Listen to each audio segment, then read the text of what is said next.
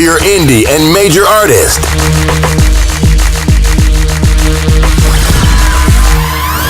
Real Talk 101 Radio. Talk and music radio. Indie artists, major artists, producers. On location interviews. Fashion and artistry concert series. Concerts, fashion shows, community. Real people, real talk, real issues. Check out The Fresh Friday Show. Real radio. Get it all right here. Real Talk 101 Radio. Visit realtalk101radio.com.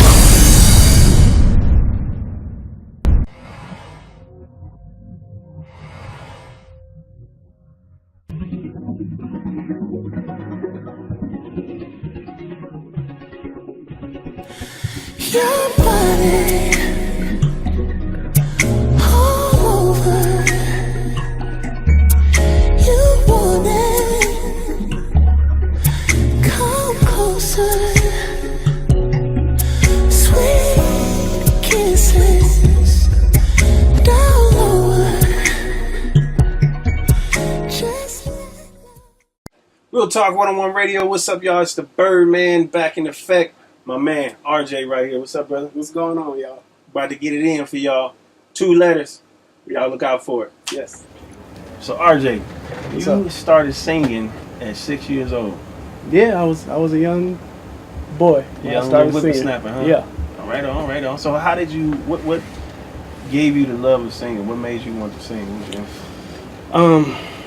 Singing. What gave me the love of singing was singing is. I've always been, and still am, kind of to this day, like a very, very shy kid. Singing was my go-to thing. It's how I found my identity. I picked up singing by basically mimicking a radio and locking myself in a bathroom, physically locking myself in a bathroom, listening to the radio for hours and mimicking what I heard and just relating to every sorry, I was about to cuss because I'm so passionate about it. Every freaking emotion that came across those speakers, like I sucked it up. And that's how I fell in love with it. That's how I expressed myself with it. Expressed myself as a kid. It's how I express myself today as a grown man. Yeah. Through the music. Yeah. As you should. Yeah. As you should. Now, you actually, from 6 years old, you kept it going by winning competitions. Yeah. At 10 years old. Want to tell us a little bit about that? Yeah. Is it one you can remember? Yeah. One in particular. I was in the 5th grade. It was my first talent show. I was in school. Like I said, I was always a shy kid. Didn't really have many friends. Probably just one friend. Yeah. I had him after this. But I don't even know what told me to enter the talent show, but I did. And I sung "So For Real," Candy Rain. And I stood up in front of all my students, my peers, as this little kid, and I just let them have it. And I don't know where it came from, but it felt so good. Yeah. And after that, like I remember one teacher in particular, he came up to me and he was just like, "Who are you? Like, where did this come from?" Yeah. And like me and him were like real cool after that, and not just him. And like I had like friends after that, of course. Hit the ground running. Yeah, that. Like I said, that became my identity. That's what I was known for. Did you win?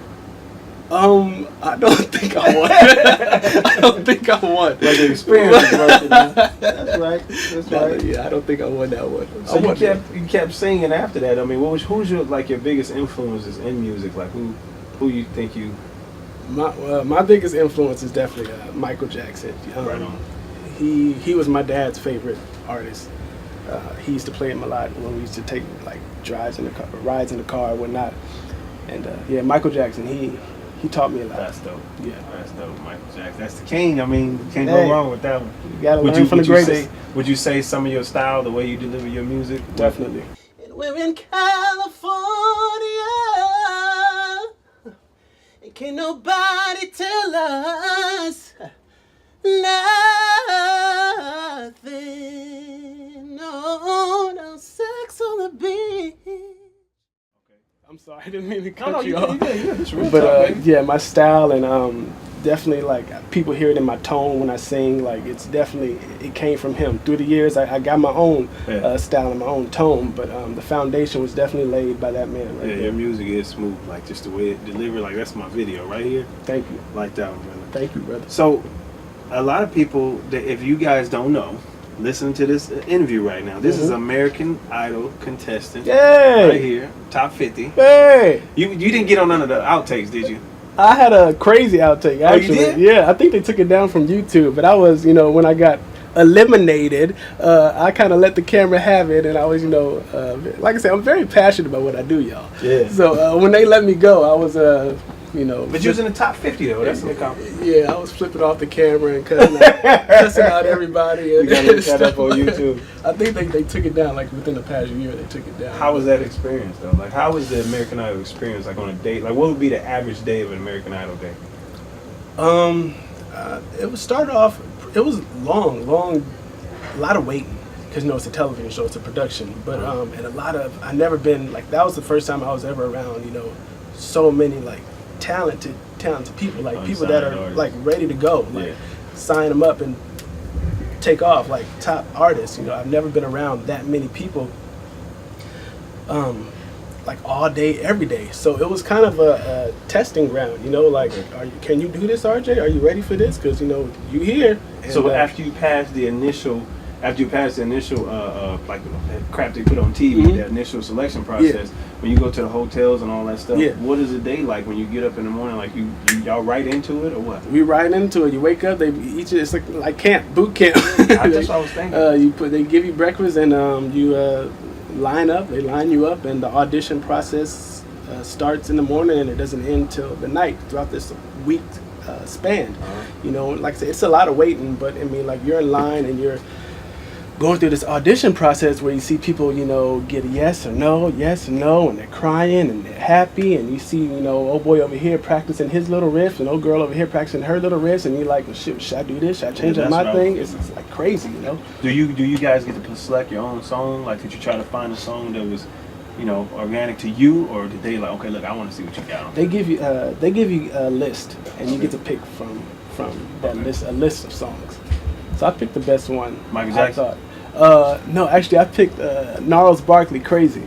That was my jam back then. I killed it too. You did? Yeah. That's what's up. That had to be a great experience. Like, what can you say would be the most memorable moment of the American Idol experience? Definitely when I had an audition during Hollywood Week when I performed on that stage, the Gnarls Barkley Crazy song that I told you about. That was another point in my life where I just completely like blacked out and let go on stage, and I just let the judges, those cameras, that microphone, I just let everybody have it, That's what's up. That's what's up. It was great. Man, I can only imagine. And you actually have, like, for a person to go that far, like, I would say that was a pinnacle of getting to just some type of level as an unsigned artist. But you actually have a story behind that. Of kind of wanting to give it up a little bit, huh? Yeah. We was talking about that earlier. But as much as I love music and singing, everybody knows this. It was a point in my life where that had to come to a stop. Because as you grow older, you get distracted by things. I got distracted. I got real distracted by drugs and alcohol. Okay. Mostly drugs. Okay. And that became my love. That became my passion, out there chasing that lifestyle. It could be overwhelming. It could take over you. And then you could, I'm pretty sure a lot of people know. But, that's what I never thought. I just remember being out there. I thought it was it for me, like this was my life now. Music was out the picture. And so to be here today is kind of surreal. That's right, man. Yeah. Hey, you came, you conquered and did it. That's what I'm talking about. Yeah. Because your music is dope. I didn't do it, but God did it. That's right. Sir. Give it to him. Hey, this is real talk. We can talk about it more. Yeah. Ain't no restrictions on this. This is our show. So 2012, 2013, you back full effect. You had features. by Pitbull and Flo Rida. Man, those two of the hottest, like, they went total pop artists. Yeah. They had features with Pitbull. Yeah. That's what's up. The song's called, first off, y'all, it made #1 in Japan. I want to know a little bit about that, but it made #1 in Japan, plus some top 10 in Europe. It's called You Know It Ain't Love. That's right. Tell us about that. Mommy raps right. So I pulled down my dick and told her to speak into the mic. You love me, you hate me. And those that love to hate me, I love that you hate me greatly. I appreciate the love, y'all can throw me in a blender, but y'all can't shake me. Crazy experience, because I actually got introduced to the whole production for Pitbull and Flo Rida while I was in rehab. Like a drug rehab. Like I was getting myself together and saying my prayers, and I was on Craigslist and I responded to an ad. They were looking for a demo singer on Craigslist, and one thing led to another, and here I am. I'm being flown out to Italy to do this song with Pitbull. This all happened in like a year span, and like that whole experience was just I think a God shot from God. Just like, all right, boy, let's do this. Yeah. Let's do this. It's in me. You're here for a reason. And it went #1 in Japan, and like How'd you feel when you heard that? I cried. Right. I cried. I cried. But it's just another. God is just showing me these things. He's lining up for me. I don't know what's in the future, but these moments that have been going on in my life, I take them. I don't take them lightly. I'm very, very grateful for this. That's what's up, man. I mean, you can't go wrong with that. Pitbull. #1 in Japan. You know it ain't love. Man, y'all check that out. Y'all make sure y'all check it out. Let me know where they can hit you on your social media real quick for the next question. You can hit me up with anything on social media at RJ2letters. That's it. That's my Instagram. That's my Twitter. That's my SoundCloud. You can find me there. RJ2letters. That's right. The number 2, by the way. Number 2. Speaking of 2 letters, forthcoming album. Yes, sir. About to be released. Got the Right Here, the single called Right Here. Mm-hmm. Off the forthcoming album, you actually had the single and the video come out at the same time. Yeah, in May. That's what That's in May.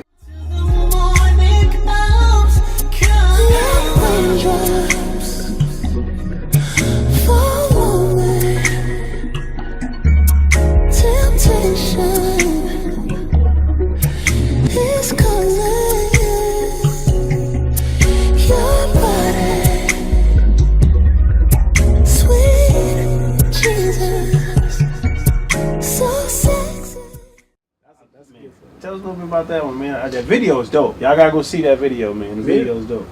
Yeah, Right Here is the first single off the album, and yeah, man, it's featuring the video is featuring my girl Demi. She's a beautiful girl and just a sweetheart. I love you, Demi.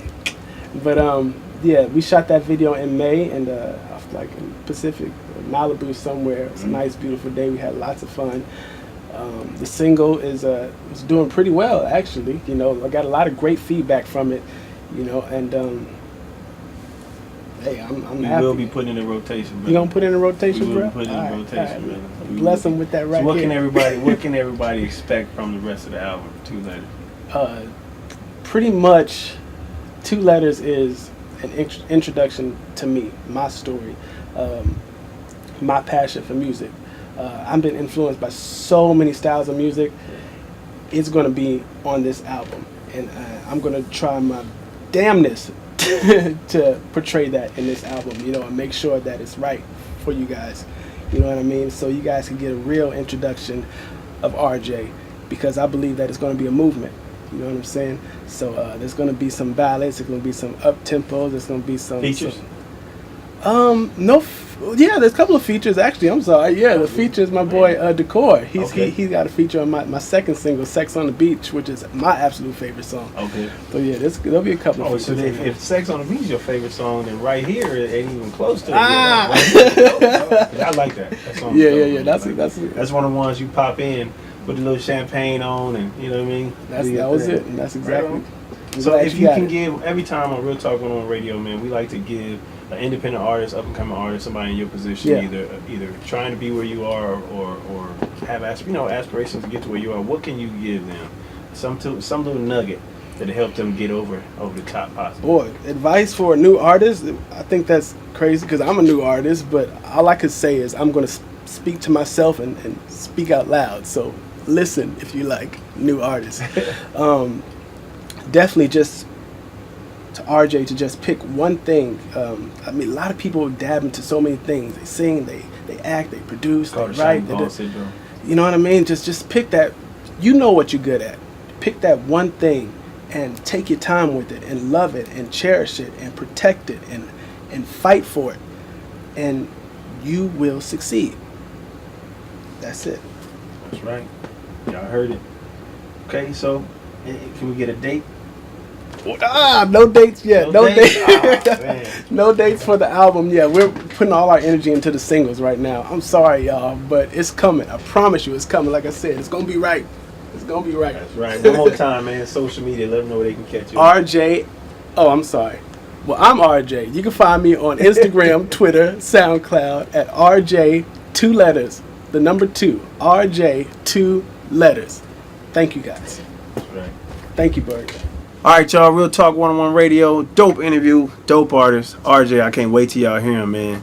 Get that new album, 2 letters. 2 letters. Single right here on radio right now. Single, Sex on the Beach. Coming to radio real soon.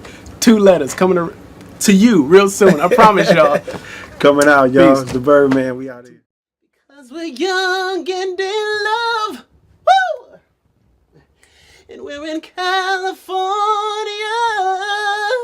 Hey, and can't nobody tell us nothing. Oh, sex on the beach. Right? Me and you, baby.